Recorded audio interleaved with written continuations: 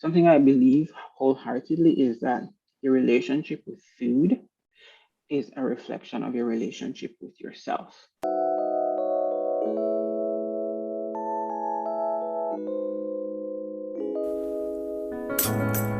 Welcome to High on Self-Care. I'm your host, Stacey Zeal, yoga teacher, crystal lover, high-functioning stoner, and CEO of MaryZeal.com, a community for stoners who love cannabis and are looking to prioritize their self-care. On this podcast, we'll explore ways that meditation, mindfulness, yoga, and of course, all things weed can help you to elevate your self-care. We'll explore ways to truly value ourselves, use stillness for self-discovery, and cannabis to go higher on our journey. Think of me as your sister stoner who lovingly encourages you to prioritize yourself and reap the benefits of this magical plant. If you're ready to create a life that holds space for your most valuable asset, that's you, by the way, take a deep breath, light your J, and let's dive in.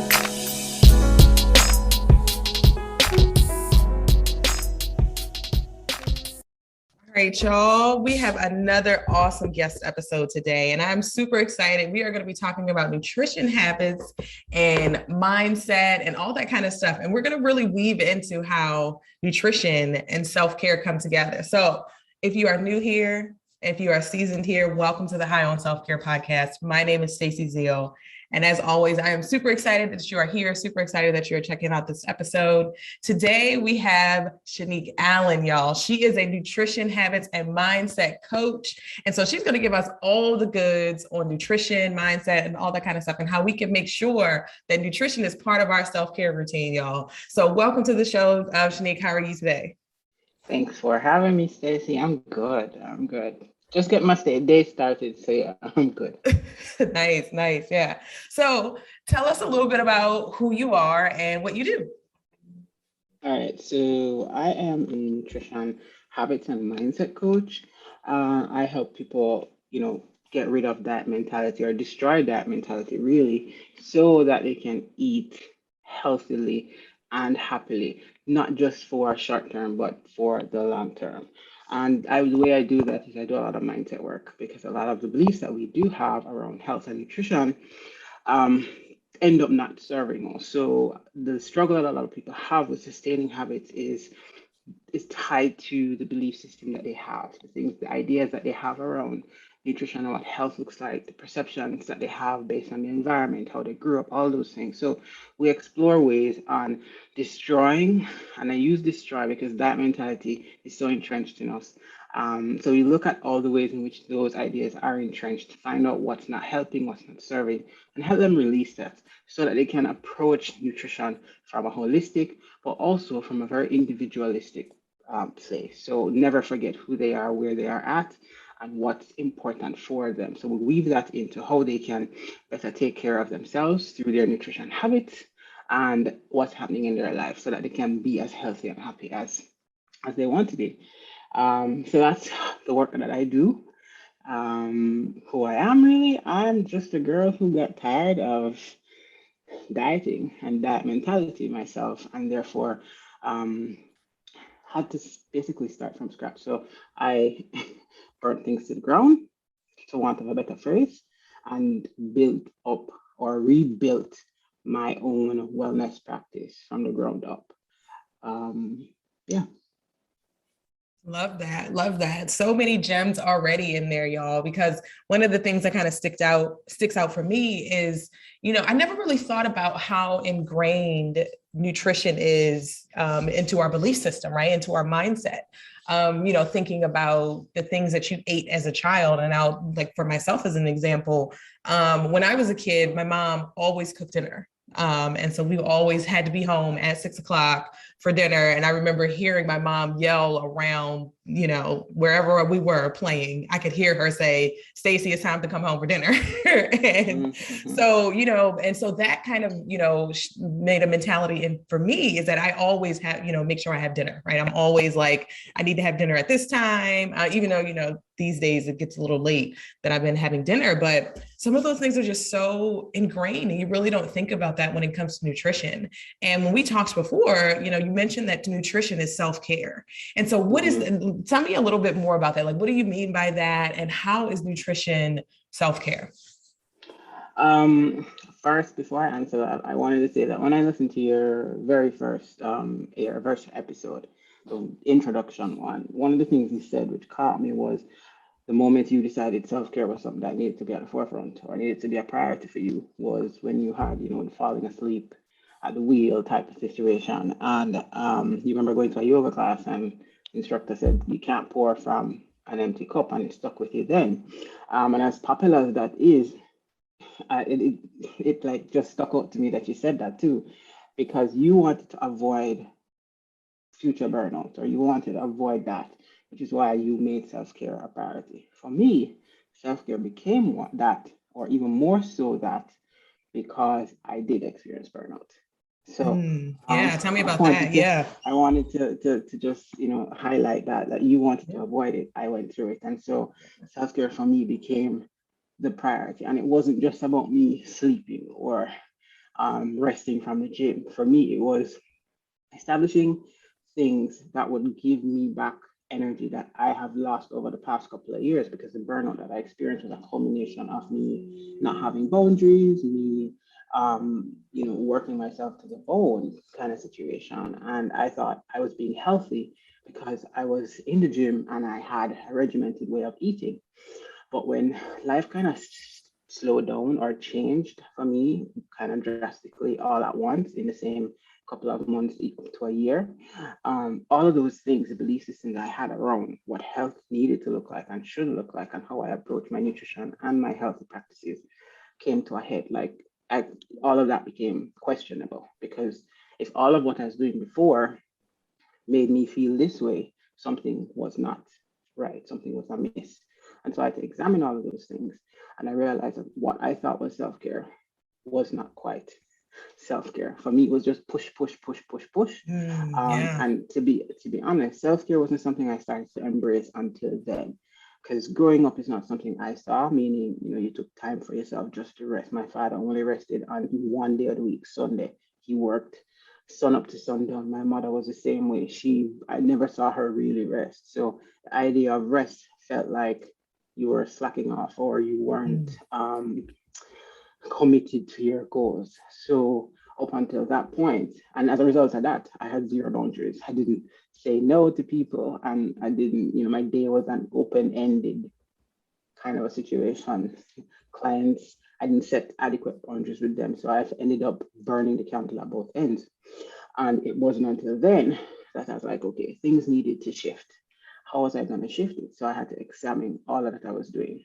I found out the way I approached fitness was toxic. I found out the way that I approached my nutrition specifically was also not helping me. So everything then started to become, I started to look at things from a self care perspective.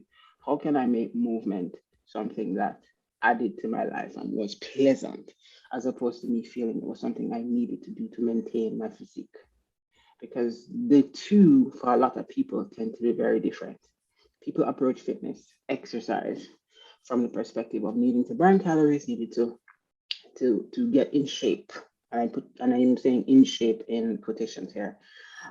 People look at their nutrition as something to just control the way their body looks. And for me, I love food, and by I love food meaning I appreciate food. And one of the things that always used to get me was the fact that I couldn't have foods because I was eating healthy or I was eating in a certain way. So some foods were off limits. And if I did have them, the guilt would ensue, the feelings of, okay, maybe I need to go work this off, or I'm gonna try to make up for it in my next workout session, go hard, that type of thing. So all of those things, I started to question them. And for me, nutrition became, how can I make this something that's simple, something that's enjoyable, something that is adding to my health? And if it means that and it meant also letting go of the need to use food to control the way my body looks. Because for a long time I ate according to a schedule. It was macros. I was counting macros, so I had to meet these goals. And I was a bodybuilder, by the way, so that was entrenched from those days, and therefore it kind of spilled over into my normal life once I stopped competing. I didn't, veer from it. So nutrition for me, having gone through that and experienced burnout, nutrition for me became self-care. It became, how can I infuse joy into food? Or how can I make food something that's not a chore? And the only way I could look at food so that it wasn't a chore was if I treated it as self-care. So a little more gentleness, I will say. So for me, it's being excited about food and not putting food on a pedestal, because that was the other thing.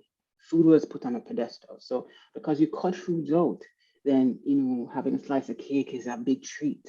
Having going to your favorite restaurant and having this salad or having this pasta dish or whatever it is, all became this big thing. And be putting food on that pedestal meant that, okay, I'm going to step outside of my neatly drawn lines of what my nutrition must look like now for it to be healthy. I'm going to step outside of it for a bit and I'm going to have this pasta dish. And it's going to be, sometimes I might go above what I think I need. Or because I've been restricting myself so much, it becomes a case where I overeat. You know what I mean? Because, I'm just having this one time. Who knows when next I'm going to have this? And that kind of relationship with food, I did not want to have anymore. Like, I just didn't. So for me, food became uh, a place of connection, with not just myself, but with my culture. When my mother died, it became something that, connected me to her because she was always in the kitchen and she loved to cook. So me burning everything to the ground meant abandoning macros, meant abandoning the meal timing, meant abandoning, using food to control the way my body looks. And it became more of, how can I nourish my body using the foods that I like, using the foods that I know are, healthy for me, and make it be something that's not frustrating, that's not just stressful. So I went to the very basics. I went back to my roots of what makes a balanced meal, which in my estimation was, if I could cover the major food groups, my protein, my vegetables, get some fiber in, get some nice carbs in. For me, that's enough. And I had to be okay with that. And I started to do that. And that's how I have a I have a I have another account called Basic Bowl Nutrition, which is, that's just the food piece of my coaching. And from that is where you see me share a lot of my food. And it's really just me taking what I have at home and putting it in a bowl. So as long as I can cover the majority of those things and I put them in a bowl, it's heaven for me. And I like color. So for me, having a colorful plate is just joy for me. So it became something where, instead of me just looking at having my macros, I need to eat these. It became, how can I, what can I have fun with today? So cooking for me is no longer a thing where it's, okay, I need to make sure I cook these things so that I have all of this in the fridge. Yes, having food prepared is great, but for me, it's more, how can I infuse my fun? How can I infuse, some of me, my personality into food? So that's a long way of saying why nutrition for me is self-care, because joy is part of my health. Like, if I'm walking around feeling stressed and sad, that's Yeah. not gonna serve me. So nutrition is just one piece of the self-care process for me. And self-care Yeah. is more than even just the nutrition. For me, it's not even about the food per se. It's about me not restricting myself, me choosing to, be curious about food, me being able to infuse more of my personality into my meals. Um, and me being able to explore if I go out. And that's part of the self-care piece. I go out with friends and we sit down and we have a meal, and it's not just about the meal. It's not about the food at all. It's about the connection that I have with these people. We're vibing, we're enjoying, seeing each other, talking to each other, especially with the pandemic being what it was and what it has meant for friendships and connection. It's part of self-care. So if food is part of that process, it makes it, for me, that much more joyful. I keep using the word joyful because that's what I I love feel. that word. That's such a good word. I love that. And I love all that you said, because one of the things that I am like taking from so many things, but one of the things I took from that was that you can have these habits, right? Like fitness for you, right? Like fitness, everybody says, we need to work out, we, got to keep ourselves in shape. But at some point, if the joy is no longer there, if it's more about control and suppression and, keeping yourself inside of a box, it still can become something that holds you back or something that gets you to the point of burnout, right? And so we have to find those ways to infuse joy into what we're doing and to make sure, and instead of trying to restrict ourselves and to make ourselves, look a certain way and fit into a certain box, right? We're just like, well, how can I approach food in a way that makes me feel good about it? And I feel the same way with, with cannabis. It's like, how can I approach cannabis in a way that makes me feel like I am enhancing my experience, right? Like I'm enhancing my meditation. Meditation is good on its own, right? It's great for clearing your mind and helping to reduce stress. But like when I infuse my cannabis into that, it makes it such a more enjoyable experience. It makes it more, makes me feel more grounded and more into myself. So that's one of the things that I think, came from what you were saying, is that just like self-care really depends on how it's making you feel, right? It can be any kind of topic, right? It can be if fitness is your self-care, right? Like taking that as an example, like if fitness is bringing you joy, great, go for your fitness. And, for me, yoga brings me joy. But if you're getting to the point where you're using it as a means to control yourself and to control how you look and to make yourself, again, fit into a box, then it's not self-care, right? It's becoming just something that you just do. Another checklist. Yeah, it's another thing you're doing to and the joy has gone. And so I want our listeners to kind of like, first start to think of some things that are a part of your everyday life that and kind of rank them on things that are bringing you joy and things that are not bringing you joy. Because even like sometimes like, you have at one point that something did bring you joy and then it doesn't anymore. Like I've experienced that with yoga, for example. Like when I started practicing yoga, I loved it. And I still love yoga. I love practicing yoga, but then I started teaching it because I wanted to learn more about yoga. I did the teacher training. And then I started teaching, and my personal practice like went out the window because I was teaching so much. I was working full time. And I got to the point where I just didn't want to do it anymore because I just was like, the joy has gone from this. It's just becoming a job, right? But so I want our listeners to think about some things that you have going on in your life that potentially, at one point brought you joy, and evaluate, see, is it still bringing you joy? If it's not, is there a way you can infuse some joy into that, like you've done with nutrition? So that's great. I wanted to follow up with you on that. Is and part of that is how can you reframe what it is that you're doing? Because you talk about fitness, you mentioned fitness, and I'll even go back to the cannabis because I have a story there. But you mentioned fitness and it no longer being something that was yoga for you, no longer being something joyful. I wanted to say to your listeners that when it comes to fitness, think of it in the sense that it doesn't have to be exercise, movement, and it's a if you look at it as movement, because some people hate working out in the gym, like it's just not their thing. They don't, and some people are not going to work out at home. But if you tell them, okay, how about you go for a bike ride, they will love that.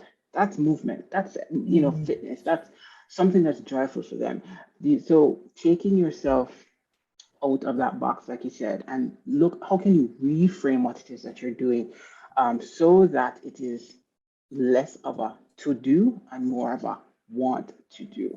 And what I want to say specifically around that is some things can be hard. You can choose to do hard things. That's different from choosing to do things you hate. Yeah. Because when you do hard things, you can be challenged by hard things. But when you choose to do things you hate, you end up being controlled by them. So, in this effort to control your body, for instance, through fitness, and you're doing exercise that you do hate, you don't like it, if you can't reframe the way you see that exercise, other than it being something that's being used to control your body, that hate for it is going to control you, and it's going to always be something that's distasteful. It's always going to be something that you're going to fail and start again, fall down, start again. And it's not something you're going to find consistency in. So, one of the ways in terms of thinking about the things that bring you joy is to think about how are you using it. Is it something that's hard for you to do? and you're being challenged by it, which then helps you to reframe how you see it? Or are you choosing to do something that you don't want to do, that you hate to do, but because it's going to give you an outcome, you feel you must do it, then it's going to control you and you continue and you end up just not finding any joy at all in it. So if you were to look at it that way, it's something to consider. Always look at the Mm. things that you're doing. Because here's the thing, there are just some things that we're going to have to give an effort, like eating vegetables. Like it's just one of those things that, and eating fibrous foods, it's just something that's good for your gut, good for your body, right? That doesn't mean that everything you try is something you're gonna like, but you got to find a way to find some things or to try some Mhm. things that you can say, all right, this can work. You know what I mean? So in that sense, finding joy means also accepting whether some things are necessary, and you're just going to have to approach it from that perspective, versus you saying, I just hate it, and you don't look at any other option when there are so many options around that one thing. Yeah. And And that then can lead into that, long, more so like if you're looking at it as, and I love what you said about shifting your mindset about around it. And it's like, if you more so maybe are thinking like, can I get this joy long term, right? So it's like eating fibrous foods, taking, eating nutritious foods, eating vegetables, all of that stuff. You may be doing that stuff now, and it may not spark joy now, right? Like, maybe you, it's not something that, like you're saying this, that you just have to accept that you have to, consume, right? So that you can operate at your best. And so that joy that comes from eating the vegetables now might not come now, but it will come later when yep. you're feeling better, right? And you're Hmm. performing better and you're on that stage and doing that thing that you've been working so hard to do, and you feel amazing because because you've been eating so well. Right. So I Hmm. love that. I love that. I didn't mean to interrupt. Go ahead. The cannabis story is another one. Um, so I don't smoke it or take it really. I've had it in like the oil, but just experimenting with it. But I did have an experience when I was younger, which turned me off from cannabis, just the smell Oh of it. no. Um, so in terms of, so I had this thought around it that it's just something that's not good, something that, despite me seeing and reading all of the benefits of it, and I eventually changed the way I looked at it, because, again, I go back to the work that I do with people, where we look at what are the beliefs, perceptions, and ideas you're carrying around this thing. And for me, it was only seen as being smoked by the Rastas, or people who didn't have jobs, or people who are sitting on a Mm-hmm. street corner. Those were ideas that I saw regularly, and Mm-hmm. perceptions that I had, which made the experience. I also had a bad experience with it when I was younger. Mm-hmm. I don't Mm-hmm. know if any of my family will listen to this podcast, but I had an experience with it when I was younger, where it was what we called seasoned weed. I don't know if you've ever heard Mm. that. Yeah. Mm-mm. Well, let's just say it was seasoned with more than weed. It was, Oh, okay. I get you. yeah. Yeah, I So get what you I get did it. not have, it was a terrible experience Mm, for yeah. me, which also turned me off of having it and experimenting with it. But later on in life, and you do your own research and you read things, you learn things. So I ended up just shifting the way I saw it, and especially because there were so many ways in which it can be consumed, it can be had. And then since moving to the US, where it's legal in some states, and the way people are now having it, but also looking at the perception of it in the Black community, and how Mm-hmm. it's portrayed, and then how you see it in white spaces or Mm-hmm. non-Black spaces, Very different. how Yeah. it's portrayed. So therefore, it seems more palatable in one and less accept or less palatable in one and far more palatable in one. Mm-hmm. But that's a conversation for a That's different real. day. Yeah, But that's a I'm just real. saying, the point of me sharing that was that it required my own examination of those perceptions for me to see, okay, how can this be infused? It's something that I haven't, experimented with a lot. And if I were to have sleep, I've recommended it to, never mind the fact I have recommended it to my sister who has sleep issues. Oh yeah. And so she has, tried it, and, she's like, well, can't say that it really worked, but she has experimented with it. But the point here is shifting your mindset around it. And for me, it was looking at, in order for me to do that, I had to examine what the perceptions I had around it were. So the same thing goes for nutrition. A lot of us have ideas, perceptions, and beliefs around healthy nutrition and what it needs to look like.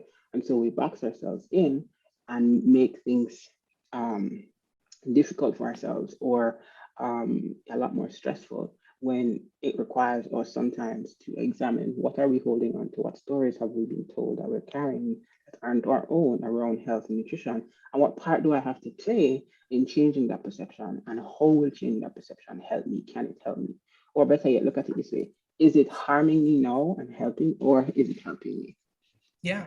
So Yeah. that's one of the things I wanted to say in terms of shifting your perspective, your shifting your perspective, and hence your mindset, will require you to examine some things, and you have to be willing to do that. Yeah. Yeah. I think that definitely goes along with, healing in a sense, Mm, right? Like, mm, you know, I was so funny. I was thinking about this when I was driving this morning. And I was thinking about how healing is such an active um, thing, right? It's process, not yeah. something that just will happen, right? Like, Mm, if you want people to know that you are the best, marketing person in the world, or you're the best health coach, it's not a passive thing. You have to actually get out and do the work. And sometimes the work is uncomfortable. And so with healing, sometimes it's uncomfortable kind of figuring out, okay, what are those beliefs that I have around food that, that is impacting my health and my healing? And so I love, all that you were saying about that, because it really just, it aligns. I think that as we are becoming more conscious of our healing as beings and human as we are in these times, like we're being more conscious about our self-care and our nutrition and all that kind of stuff, I think that it's a part of healing and looking back at those beliefs that you were saying, and figuring out how they're impacting you. So can you give us like a couple beliefs that kind of come up with your clients that you tend to, that are maybe some common things that we kind of that kind of look out for? And y'all make sure you grab your journals, because y'all know I'm a big proponent in journaling things and writing them out. Grab your weed. And so what are some of those beliefs that we tend to hold on to? well, a big one that happens, or that comes up, is the good and bad foods. Mm-hmm. And us thinking that if I eat processed foods, it's bad, or I need to eat all clean to be healthy. And do we have the time to go into how this does not serve us or help us? Um, so one of those, and one of what that belief does is it limits again people into thinking one of two ways. Either I'm gonna go all in, clean, stick to this. If I veer off of it, then I'm gonna have to start over. Or it becomes where, well, I'll just never be disciplined enough to get on the eat clean eating path because I love food too much. So Mm-hmm. that's how it boxes people in. So what ends up happening is people would seem like they don't care about their health because they can't get it right, or they're not disciplined enough, or people care about it, but they're humans, so they can't stick to what they think needs is the ideal. And nutrition in and of itself, it's not as strict or as limited as people seem to think. Because when they box foods into good and bad, what it does, people take that to mean they themselves are good or bad. So they are good if they eat salad all week, or they're good if they avoid the temptation all week. This is not to say that people shouldn't be cognizant of what they're eating. Because quite frankly, if you live on Oreos, there's no the nutritional value in that is not particularly great. So that's not something that you would want to do. But the point is, if you were to have a few Oreos throughout a day or in a day, that does not make your entire picture of nutrition entirely terrible or terrible at all. But because we box ourselves into these things or into these ways of thinking, then nutrition becomes a this or that as opposed to both and. You know what I mean? Mm-hmm. So that's one Mm-hmm. common belief. Food's being good, food's being bad. People therefore then take it to mean they are good, they are bad. The other belief is the scale and I'll also extend that to mean thin is Mm, ideal. mm-hmm. And this is not just with my clients, this is just in the diet and wellness space in general. That thin is ideal. So you either have thin is ideal, or you have in, say, Black communities, for instance, where small waist, thick legs, being busty, that type of thing. That in Jamaica we call it the Coca-Cola bottle shape. Mm-hmm. That is the ideal. So women are trying to snatch themselves into that ideal, or in general, people want to be thin, which is often driven by the scale. So if the scale is not changing downwards, it means people are not healthy, or it is the goal to be healthy by changing the scale weight. Um, and that I can't even begin to go into what that does for people. It creates all kinds of distorted ways of thinking and eating. It creates disarray in relationships. It creates, discomfort with themselves, not to mention the body image issues, which is not just driven by that, but it's also driven by societal ideals, patriarchal ideals, cultural ideals of what healthy looks like or what your body's supposed to look like, especially women. The other thing is, the other thing is, which is also directly connected to the shifting of the scale, is the belief that your body is disobedient, your body is Mm, a bitch, your body is something to be controlled. And this comes from so many different places, but that's a belief that drives a lot of behavior. So what this looks like is people punishing themselves through, hormone changes. They might be going through hormone changes, and no, your body. So you're going to retain some water, or you're putting on some weight, and it's no, your body's being a bitch. So I need to punish my body by hitting the gym, doing all of this mm, cardio type of situation. Or if your body is tired because you're going through that time of the month, for instance, it's not a situation where my body is being stubborn. Rather than give it the rest it needs, I'm going to ignore it and push myself. Um, so there are those three main things that often come up: being afraid of food because food is good or mm. bad. Yeah. Um, Being driven by the body ideals, or the body ideals driving behaviors or driving the actions that they take. And the last one is lack of body respect. I want to Mm, sum it up as that. Lack of yeah. body respect, not necessarily, it's not necessarily a fault of their own or our own. It's again based on the beliefs that we're holding on to, or the stories we've been told, the messaging that, because we've been told this from we're being told this as soon as we're old enough to understand these things. Parents Yeah. tell you eat all the vegetables on your plate, so you mustn't trust your hunger as a kid. So Mhm, you leave any food on the plate, you need to clean your plate. mhm, Um, you needing to eat vegetables that you don't like, you need to eat them anyway. mhm, Um, you needing to watch what you eat because you don't want to put on weight, that's something that you're told from an early age. It becomes ingrained in us, and this we carry over into our relationships. We carry over into just the way we relate to ourselves. Something I believe wholeheartedly is that your relationship with food is a reflection of your relationship with yourself. yeah. Say that. Yeah. So when you think of food as something to be controlled, you're going to look at yourself as something to be controlled. When you think of your food as something that you're not allowed to have, it's because you're not allowing yourself to experience something.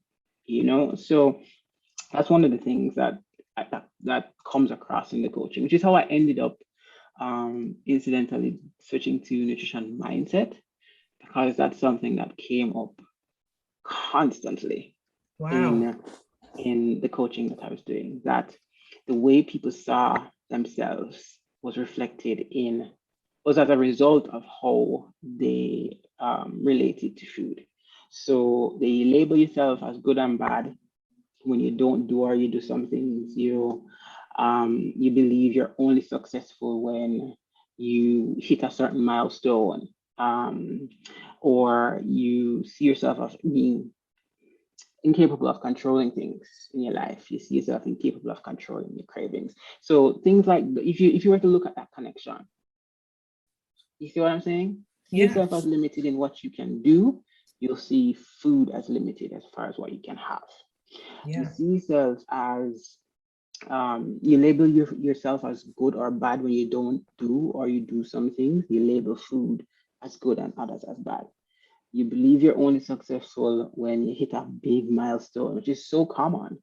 You believe you're only successful with food when you hit a big scale milestone or a certain pants or dress fits you. You know what I mean? Yeah. Yeah. Much of how you see yourself is due to, and again, this comes back to the systems, the environment in which you exist, which you've grown up. Some of it you can control, some of it you can't. Yeah. But in Yeah. order for us to get out of that or to move away from that, and I know a lot of people want that, it makes being aware, that self-awareness, a priority or something that needs to happen.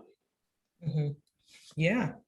That is so important. I think, especially when you were saying that, that how you're looking at your food is, indicative kind of how you're treating yourself. Like if I noticed that with myself, like if I'm rushing, if I am, have a lot going on and I need a break, I'm grabbing for my pretzels, I'm grabbing for my chips, I'm grabbing something quick, right? Like even if it's not something like, if something like a salad, right? Because I try to eat salads throughout the week. But if I'm rushing and I'm having a day where I have so much going on, I haven't taken a break for myself, I'm rushing through eating my salad, right? I'm not enjoying my food. I'm not being present with what I'm eating, and so I think that is just so important that you pointed that out because it's really true. And I saw on your website that you have, and well, I'm going to definitely link to her website in the show notes, y'all. She has a blog post that says 10 ways to fix your diet without going on one. So I would love to talk about a few of those ways. What are a few of your favorite ways to, because I think, we've talked about like all these beliefs and stuff that we've had. And I think that, it's definitely opened my eyes up as well to thinking some of the things the way that I look at food and some beliefs that I have. So what are some ways that we can really kind of like fix the way we're eating without necessarily feeding into the whole diet culture? Well, I go back. My number one thing will always be self-awareness. Like, Mhm. what can you pay? It starts by paying attention to you. It starts by paying attention to what's happening around you. Because a lot of people operate outside of themselves, if you understand what I mean. Yeah. Like, we Hmm. look for somebody else to tell us what is wrong or Yeah. what is amiss or what's not balanced. When we know this, our body knows this. So I'm glad you mentioned that post because I completely forgot about that blog post. Mhm. um, it starts with that self-awareness by looking into what it is that your body is going through or feeling. Pay attention to it, but not only pay attention to it, but trust it.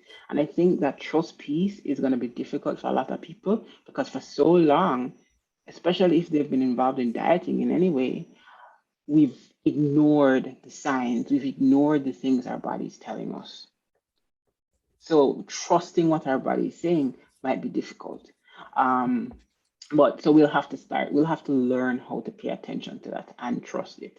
I mean, you can take notes of it, journaling. You said journaling is one of the, I journal, and I think it's a great way to help, take out what's in your head and examine some of these things. So this is a great thing to journal. What's going on with your body? What if you do a body scan? It's like if you Mhm. were to take a breath and just scan that body. I mean, I don't meditate because I don't meditate the way people normally meditate. My meditation happens in 3 minutes and 5 minute bursts, where Come I on, literally just that's meditation to me. I just That counts.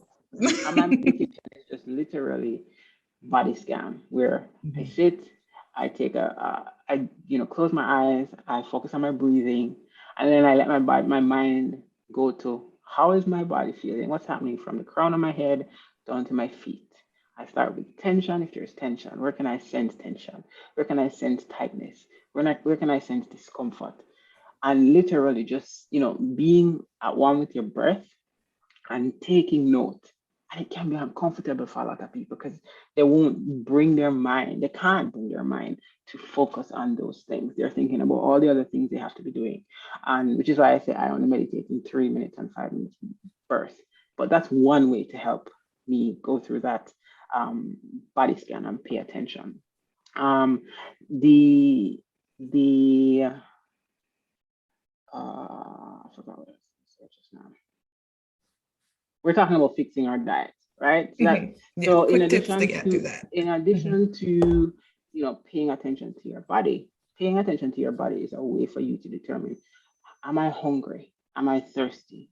Am I in need of something else? And you can, Mm-hmm. and I always say that is the one place you want to start. Start with, what is your body telling you today?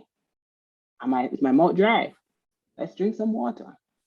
Is my belly grumbling? Okay, it might mean you need to have something to eat. Um, or is it that I'm in need of something else? Am I in need of a hug? Do I need to cry? That's one way for you to divert. Because a lot of us resort to eating when what we want is something else. We want Mm-hmm. comfort. We want some, I don't know. We want to laugh. We want to cry. We want to go for a walk, that type of thing. But more specifically, a very simple way to look at your diet without even doing anything is taking a look again. And it's all about self-awareness. Taking a look at what's on your plate at any one meal. Just take a look at what is in your plate. Can you account for some protein? Can you account for some veggies? Can you account for some starch? Can you account for some kind of fiber? Fruits and veggies are always nice to put in one category because fruits and vegetables I think are just wonderful powerhouses by themselves, and separating them is what a lot of people do. Yes, some fruits have carbs, some veggies have carbs, but I'm just like, fruits are fruits, veggies are veggies. Getting them on your plate, even if you have some whole grains or something else on your plate, is still valuable. So look at your plate first and foremost. Put it on, even if you buy takeout, put your food on a plate. I always say you can put it on a plate if one of the things you want to do is to take a look at what you eat. Putting it Yeah. on your plate is one way to do that. It's also a way to slow you down if you're a fast eater. But you're like, okay, in 2 seconds the food is gone, and you're like, oh crap, I didn't even realize that. That's me. I'm a fast eater. And then start from there by putting your food on the plate, and then you can start asking those questions. Am I having protein at every meal? If I'm not having protein at every meal, then that might be the one thing I can just make sure I just put on my plate.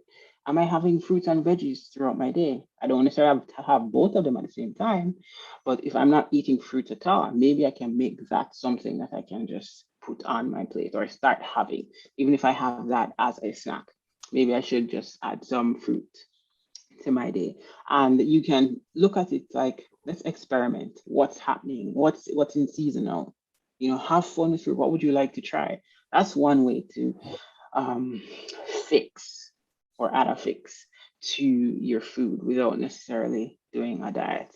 And then on the topic, sorry, and then on the topic of fruits can be something that you can have as dessert if you Oh, feel for yeah. something sweet. So it could be your sweet treat if you're somebody that looks at treats like that.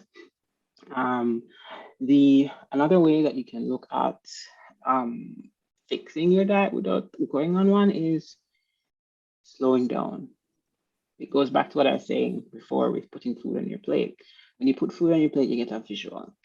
And then from there, you ask, okay, it might slow you down, but slowing you down specifically, I mean, chew your food, chew and swallow, not just cut and swallow, chew your food. Yeah.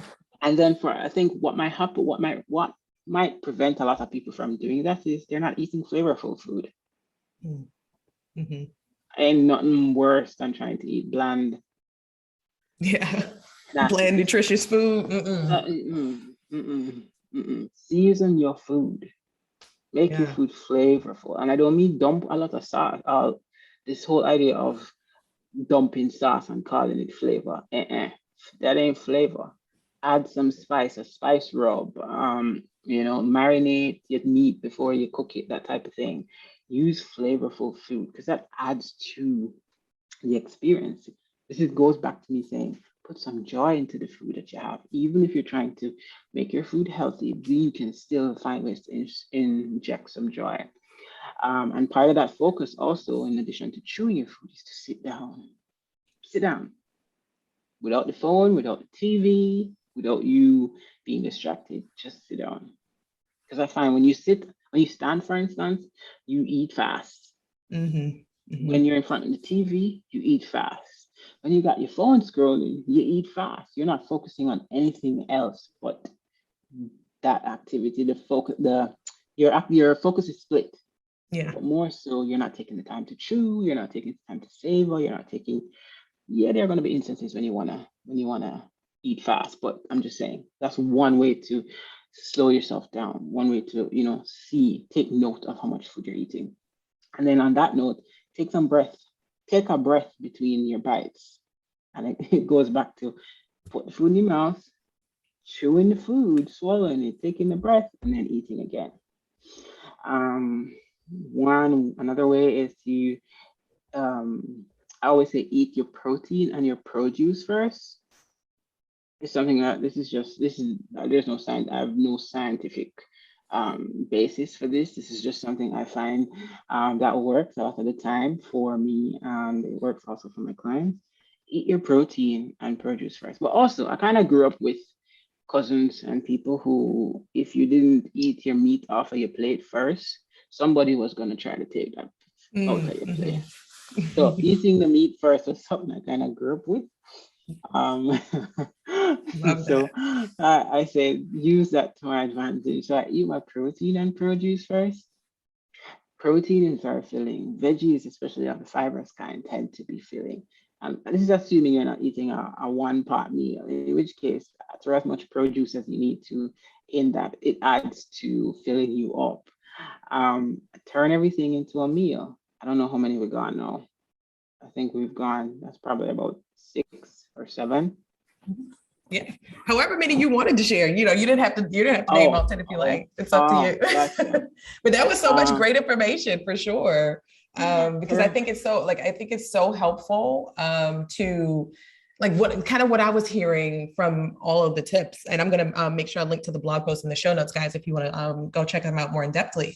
But what I'm hearing is being present and paying attention, and then just just not feeling like food is something that you rush through, that has to taste bad, that's something that punishes your body, but really just adding some joy, like we've been saying all through the whole thing. That I love the word joy, like just adding some joy to it. And I think it's definitely helped me to start to shift my mindset around food, because I'm just like, I always try to make sure I eat, because I'm one of those people that's like, if I don't eat, I can't focus. Like I'm only going to be mm, thinking about being hungry. So I do have to eat. But then on the other side of that, I'll be like, well, let me just eat something real quick. Let me just grab something out the fridge. But, just being more present is definitely something I'm going to take away and take these tips away. So this has been such a great conversation. And I loved getting all this information, y'all. I hope y'all have been taking some notes, because I definitely sure have been taking notes for sure. So tell us where we can find you online, how we can connect with you, and all the things. well, I'm on Instagram for certain at Shanique Allen _ that's where you can find me most of the time. You can head to my website, www.shaniqueallen.com.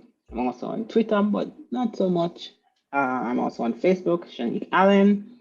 Yeah, that's where you can find me.